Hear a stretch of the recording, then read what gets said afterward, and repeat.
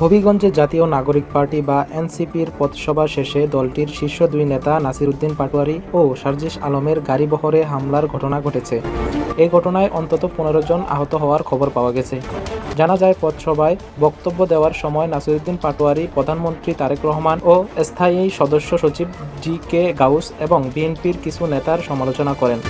এর পরপরই এলাকায় উত্তেজনা ছড়িয়ে পড়ে। সমাবেশ শেষে সার্কিট হাউসে ফেরার পথে এনসিপি নেতাদের গাড়িবহরে হামলা ও ভাঙচুর করা হয়। পরিস্থিতি ভয়াবহ হয়ে উঠলে নাসির উদ্দিন পাটোয়ারী ও সার্জিস আলম সহ নেতাকর্মীরা একটি ব্যাংকে আশ্রয় নেন। পরে পুলিশ ঘটনাস্থলে পৌঁছে তাদের উদ্ধার করে নিরাপদে সার্কিট হাউসে নিয়ে যায়। পরিস্থিতি নিয়ন্ত্রণে পুলিশ একটি সাউন্ড গ্রেনেড নিক্ষেপ করেন। এনসিপির অভিযোগ, বিএনপি, ছাত্রদল ও যুবদলের নেতাকর্মীরা পরিকল্পিতভাবে এই হামলা চালিয়েছে। অন্যদিকে ছাত্রদলের দাবি, এনসিপি নেতাদের বক্তব্যের ক্ষোভে সৃষ্টি হওয়া ধাক্কাধাক্কি ও সংঘর্ষের ঘটনা ঘটে। ঘটনার পর হবিগঞ্জে অতিরিক্ত পুলিশ মোতায়েন করা হয়েছে।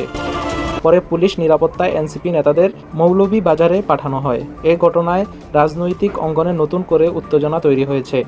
এখন দেখার বিষয়, এই ঘটনা তদন্ত ও আইনি প্রক্রিয়ায় কী পদক্ষেপ নেওয়া হয়। চ্যানেল 48।